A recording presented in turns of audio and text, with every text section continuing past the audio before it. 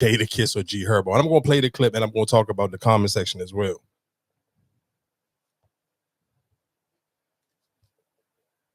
G Herbo, I ain't gonna lie, I couldn't tell you a Jadakiss song. I couldn't tell you. He's from New York? Yeah, I couldn't tell you a Jadakiss song. G Herbo. G Herbo all the way. G Herbo. More relatable. I done heard some Jadakiss though. Now if you would have said like Cameron, I probably would have went Cam. Oh, so you like Cameron? His freestyle's crazy.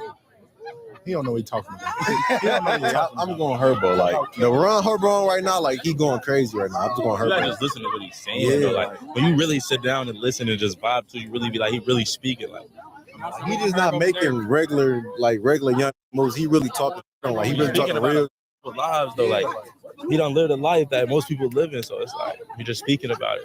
G Herbo or Jadakiss?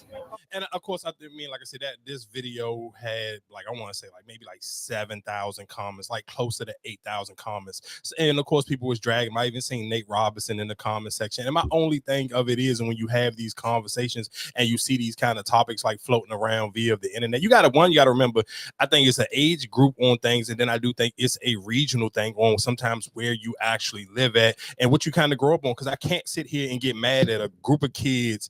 And I'm not even gonna say kids, I'm saying young men in their early 20s, if realistically they from Chicago. Like I don't think what Jadakiss rap about, even if you sit here and say like, if I'm 20 something years old, I don't know what the last Jadakiss song that I can sit here and be like, if I'm 20 something and I'm from Chicago, and literally you talking about peak of Chicago, like when they really started to break through in the music industry, 2010, and just the style of their music. If you just go on YouTube and put in any of them, King Von, Lil Durk, Chief Keef, any of those Chicago rappers, and you can go on Trap Lord Raw's YouTube page and just pick a Chicago rapper and one of those 3 to 4 hour documentaries. I just think sometimes when people like, you can't get upset about somebody's music taste, especially when the age gap is so dramatic. And again, when we talk about regions, I do think the internet, again, sometimes when it comes to regions, have ruined how people consume and what they talk about the music, because in your region, you kind of will only, or in your neighborhood or your side of town, you will kind of only listen to majority of everybody on your side of town or in your area, in your city.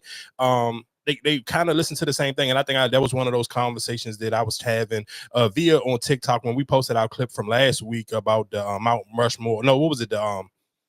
It was two. It was kind of, they went hand in hand. It was the Mount Rushmore Joan of mixtapes, and it was the top 10 rappers of all time. The people was trying to give pushback on the whole Pusha T thing, because saying, oh, well, Pusha T don't rap over those certain type of beats. But I even broke it down to some people was like, okay, well, let's just tie this into, because the quality of music that they making is street music, and they talking about selling drugs. If we was all getting picked up on a RICO, do you think that the judge would sit here and say, oh, when they bringing in the RICO indictments, do you think the judge would sit here and say, hey, because you use these certain type of beats, did you gonna get hit with a different charge? No, they gonna come through with the RICO and we all gonna get hit with the same exact RICO charges. It's not gonna be, oh, because you rapped over the 808 Mafia beats and yours was more on Pharrell beats, we not gonna lock you up. We still realistically both was talking about trapping. We talking about trap music. So I can't realistically, like, if I'm talking about just your clever way of disguising the word, instead of saying, oh, this is drug dealer rap, we call it trap music. Like, it's still the same thing. The context of the music is still the exact same thing. So I did have like a back and forth on TikTok with a few people with that one. And then even when it came to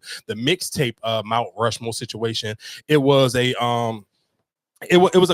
conversation where it became, what was the conversation? Oh yeah, somebody was saying, he said, because I guess because the way I clipped it up, and it was talking about Jeezy made more money than Currency off of his mixtape series, and people like, well, what do money got to do with it? I'm like, bro, you can't sit here and say there's no rapper that you can sit here and say had a crazy mixtape run and you didn't, and they didn't have a crazy club appearance run with that, because those two things went hand in hand. Like, and so I understand, like, sometimes when I clip up videos or even when we podcast, and I don't say like, oh yeah, I was a promoter for over 15 years and I threw endless parties. I don't talk about that type of stuff because I feel like it brings, I mean, maybe now that you need some context to it, but I don't feel like most times with the conversation, it doesn't need that context. I do know a lot of people kind of always like to give their background when they sit here talking about certain things, but that's just a thing. If you had a popular mixtape as a promoter, oh, what's the mixtape that everybody listening to? That's going to be the artist that people book. So if you sitting here saying a Mount Rushmore on mixtapes, that artist still had to need to have a solid, strong club appearance as well. And I think because we live in the DMV area,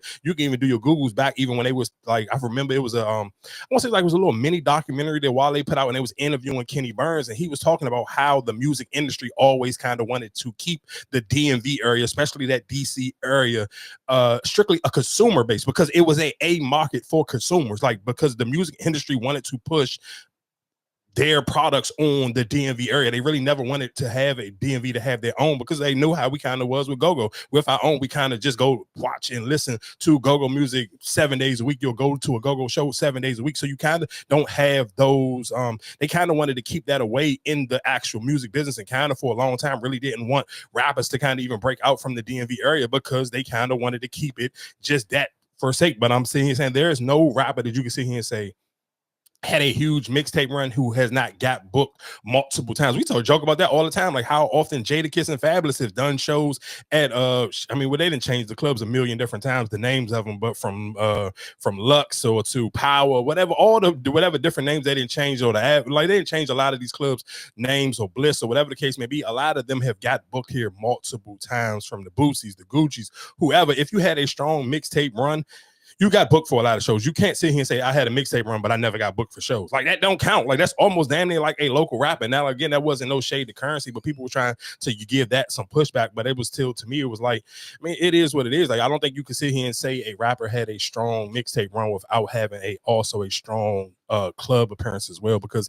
if you had big mixtape projects, people 9 times out of 10 were going to book you to come to a club, because that's just how those two things just go hand in hand, and that's kind of how people wanted to. So I did, like I said, I seen a lot of people dragging the young dudes because they kept sitting here saying G Herbo. And the crazy thing is, what that made me, and watching this video go viral kind of made me go on Apple Music, because Low sent me a joint, G Herbo. I don't know how G Herbo did this, but he literally got a whole freestyle mixtape out on Apple Music. Like he rapping over old Wayne beats, and he be going crazy. Oh my God, he smoked the best rapper alive, Lil Wayne Jones, Duffel Bag Boy. He of course y'all know he called Air Force Ones Fazos. He rapped on Nelly's Air Force Ones. He rapped over Dipset. I Really Mean It. He rapped over a bunch of Jones, and I was kind of like, damn, how he finessed this, or is he kind of just really just don't even care? Like, I'm just gonna put it out there, and they take it down, they take it down. But I mean, it's up there, and it's been up there for a minute. It's now for at least for a couple of weeks. And I ain't gonna lie to you, he was kind of blacking out. So hearing that video and listening to them and their response, and then actually listening to him rapping, I was kind of like,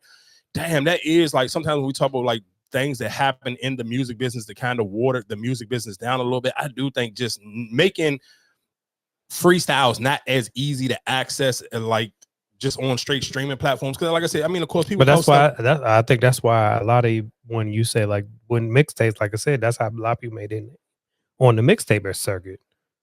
Going freestyling, that's what I'm saying. That's like how you grew fan of certain artists. Because I feel like even today, if mixtapes was still a thing, a lot of these artists probably wouldn't even get no recognition for real. What you mean? I feel like they did versus, because now I feel like you just making songs, whatever, TikTok streaming wise, but for you actually to rap, like if you had to be, I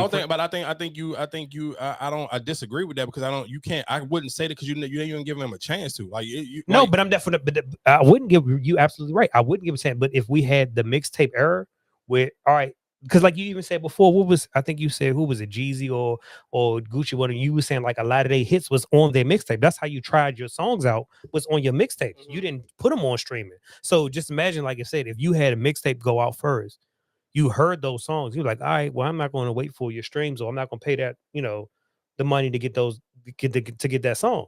If I heard it on the mixtape and I'm like, all right, it's not all that. That's what I'm saying. That's why I say I feel like a lot of these rappers or artists wouldn't be who they are now if they had to go through the mixtape era where you had I mean, I disagree, because I feel like down south rappers still like Gucci Mane ain't put out no freestyles. His mixtapes was mixtapes. They were still like original songs. That's why all his old mixtapes is on streaming platforms. Right. So that's what I'm saying. But if you had to go through the mixtape era where you had to actually listen to their music, do you think you still would be a fan of a lot of these rappers if you heard their mixtape? Yeah. What do you mean? Why would I not? What would be the difference? Like, you think Gucci Mane is a great rapper? No, I'm not talking. We talking about the new rappers. I'm not talking about Gucci Mane. Yeah, so what's the difference? That's what I'm asking you. you're talking about Gucci Mane in that era with that rap, right? So you saying like Gucci Mane new music now that he putting out now, you still listen to like the no, but you bouncing around. You got to nigga no, stick to I'm a saying, point and make I'm that stick point. to, I'm So listen to what you're saying. You sit here and ask me, do I think if rappers had to put out mixtapes, the rappers nowadays, yes, right? They had to put out mixtapes. yes, they will still be successful. What's the well? All I'm asking you is what is the difference if it's still original music? Gucci Mane mixtape. I'm not is still saying original music. I'm saying if you heard it first, like you heard their mixtape, would you be a fan of them to go buy their album? That's what I'm saying. No, but listen, what you're missing my point of what I'm telling you is what is the difference between what I going on live mixtape and going on Apple Music? What will be the difference? That's what I'm asking you. There's no difference. It's still the same thing. What are you talking about? You have to pay for Apple Music. What you mean? Okay, so I'm still paying for, but I'm still listening to the music. You don't have to pay for what I'm saying, right? So nowadays most people have streaming, right? You don't buy albums. So it's kind of easy for you just to run up streams because all you gotta do is just listen to the songs. What I'm saying, like back then, the mixtape era where you had to actually buy the album before you can even, like I said, you listen to somebody mixtape, then you go buy, oh damn, I want to cop this. Yeah, I still think realistically the people whoever you like, you were still gonna buy their albums. I'm not about to sit here and make it like I went out and bought everybody album. I still think I know for a fact I still got a handful of people albums that I personally bought myself. Like I don't sit here and think that I would still run and go buy everybody album because I didn't run and go buy everybody album then. So that's what I'm saying. That's what I'm saying. Like in this, that don't mean I still wouldn't listen to their mixtapes. Yeah, right. So you would listen to their mixtape, but you wouldn't buy. That's what I'm saying. So they wouldn't have those streaming numbers when it comes to the album sales, right? I don't think those streaming numbers help them anyway, and I think that's why most of them run and go do tours and go do all these festivals. That's why I was saying like with the whole mixtape era, it's like all right, you can get booked for shows for your mixtapes. That's what I was saying. People don't put out singles now. Back then, like I said, they was putting out mixtapes and all that. That's how you got booked for the shows. Mm-hmm. So now you just getting booked off your popularity right now. I don't know what you're talking about because niggas still put out music. It's every Friday is new music out. Friday. I know, I get it. Every Friday is new music, but I'm saying, is that really getting you booked for a show? Because you putting out music? Is that getting you booked for a show? It depends on if you like it. It depends. I can't sit here and tell you like if I can't. You want me to sit here and determine something that I can't. You're trying to. Yes. Okay. Perfect example. The girl who got that song, the Lululemon, she gets booked for shows right now. I watch her every day. People are posting her doing shows and wilding out. I'm just Young LA doing shows right now. He's like, you're getting booked. It's from a song. Well, he's not popular. That's the song is popular. So if you have a popular song, yes, you will get booked for shows. Like it's not people not booking like this is that day and age of hey, I'm just booking you because you on Love and Hip Hop. Them days is over, dog. When the last time you seen a flyer for somebody from Love and Hip Hop? If you see somebody on a flyer getting booked today in 2025, it's because people are actually listening to their music. Especially as cheap as promoters are now. Like you don't even see that many like people getting like when the last thing about really the crazy thing is recently the last person I've honestly seen on a flyer if there's no concert in town or nothing, it was just randomly people was Young LA. A lot of people don't be getting booked for shows, but a lot of rappers do their own concerts as well. Like look at Glorilla. Like okay, cool. I don't have to wait for people to book me to come with Matt one because I'm sure her price is too big now to even go up into somebody's club. So of course now she got to do tours, and maybe I'll do an after party to a tour, and that's when most of the time when you see artists get booked now, it's either after party to a festival, after party to a tour. There ain't no real like just I can't like if you get it if you have a popular enough song and you are a small enough artist, yes, you will still get booked for club venues now. But some people are too like Meg. If Meg get a hot song right now, Meg ain't about to go run and do a bunch of club shows. Meg gonna go do a festival, or Meg gonna sit here and got to go back on tour. Like some artists get to, especially when their prices get to 100 and 200 and whatever. Like when I told you when Lotto was here, she wanted 40,000 just to host. So like think about like 40 bands just for Lotto to host. Like I love Lotto, but if I was a promoter, there's nowhere in hell I would sit here and give Lotto 40 racks. Like that's a lot of bread. Like that he's almost like, yeah, I wouldn't do it. So I think a lot, especially now, because a lot of rappers have got so spoiled off of the festival pricing, and I think a lot of those things have kind of messed up the club bookings for them. But I do think I said if you got a hot song, you got a hot song. But even what kind of even staying on music real quick, I seen two. I was thought about it, and then I seen Maya the Don. For people who may not be familiar with Maya the Don is from New York City, and she had that song. What was it? Teffy or Tuffy? What was it? It was basically a song for Tail Feather. I forgot the way exactly how the song went, but it was popular on TikTok. And she was basically sitting here she had a couple of tweets that would start to go viral. And I think the Shade Room picked up one because they were saying like, why dudes don't want to get buff and sexy no more. I think she posted like a picture of LL Cool J, and then I think the Shade Room picked it up. And of course, she's a heavier set girl, so I'm sure people got in the comment section and started probably trying to drag her. And in her defense was, men can kind of get away with looking like anything. But it was so funny that she said that, because in my mind, I thought like, okay, I was already thinking this, and then I seen her tweet, and it kind of just in line with each other at the same time. And I was like, I think Big X the Plug would be 100 times bigger if he was 175 pounds smaller.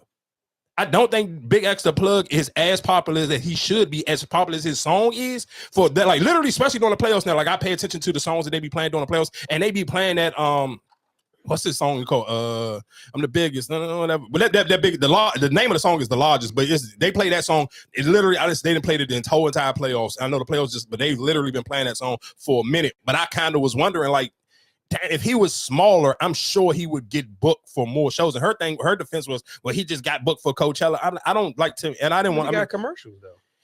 Yeah, but I don't think people know it's him though, for real. Shit, how you don't? I didn't even know. I'm like I said, I knew it was him, the voice, in that Prize Pick joints. Yeah, when he's the doctor. I'm sure. I don't know how many people know it's him. If you know his song, I don't know how you don't know him. I never seen him. That's how I knew it was him, because I heard his voice. But so that's my point. I think if he was smaller, you would see him more. Nah, I promise you would. I know for a fact if he was 170. Okay, if he was, but because I feel like that's kind of because like with Drewski, you feel like the same way. If Drewski was smaller, he'd be more popular. I think it's the difference between trying to be a comedian and being an artist. I think realistically, I think even for Rod Wave, I think if Rod Wave was smaller. I think for them, because of who they are, I feel like that weight or whatever. I feel like that fits their character. If they were skinny, I feel like I don't think nobody. If the songs was still, if the songs was still the exact same songs, we're not changing nothing about them. We talking about just their weight. I'm telling you, I know for a fact if Big X the Plugs was the same size as Kevin Gates, you would be tired of seeing him. Because that's how big and popular his music is, but I don't think that people show him a lot, because it's just like, bro, he looked nuts. Like he looked crazy when he on stage, and it looked like but do he have a sound? He has a sound of a fat guy though. He don't have a sound of. I can't say that because it's skinny niggas in Texas who sound like that. It was a joke. That's what I'm saying. I feel like he has that sound, like his that voice. He has that voice for him to be just like even with Raw Wave. I feel like they both have that voice that fits their body frame. I don't know. I don't necessarily. Because this is like even with Biggie, I don't feel like Biggie would be more popular if he was skinnier. I think so. I think sex appeal got something. I don't think sex appeal discriminates on man or woman. I think if you are more attractive man or woman, I think it will help your success 100 times more. I think if Big X the Plug was 175 pounds lighter, I'm 100% positive he will be performing on from just like even instead of Jello performing at the All-Star game and all those things, I think Big X the Plug will be performing at a lot of those places. But I think a lot of people don't want to just be toting him around. Like people don't want that same backlash that people was kind of getting for promoting around Lizzo. Like when they was pushing her around and she was at her biggest, and people was like, "Oh, y'all promoting fat, y'all promoting unhealthy lifestyle." Like people was getting pushback from that, and a lot of people were constantly giving pushback with that when it came to Lizzo. And I think that's the reason why Big X the Plug don't get as pushed as much, because when you see him, it's always kind of like it's a joke. Like everybody like, "Damn, look how big this nigga is." Even the same way with the fat dude, like what's his name, Dave. I forgot whatever that Oxygen song is, whatever the dude who the fat dude, I forget Dave something, whatever the case may be. He be sitting down. If if you listen to his music, bro, he's 100 times bigger than Big X the Plug. His voice don't sound nothing like that. But if he was 300 pounds smaller, he would be 100 times more popular than what he is. I'm telling you that it's just that this could sound crazy, but I do think realistically, America as a whole has a fat phobia. That's crazy. I hear you, but I just don't think like the big as that song is. I'm sure people, if you hear that, I'm the biggest, that whole little beat, people know that song, but some people still may not know what Big X the Plug look like. And I'm sure women ain't sitting here just like, "Oh, I suck his cock," and that. Like that's just not a thing, dog. But if he was 175 pounds smaller, if he was the same size as Kevin Gates, I'm telling you, Big X the Plug would be the biggest rap out right now, because he got the music for it. And his music is popular for that, but I just don't think he's not a looker, so he don't get that extra push where the girls be lusting over Moneybagg Yo or they be lusting over Kevin Gates. He don't get that part, so it's just literally just the music for him.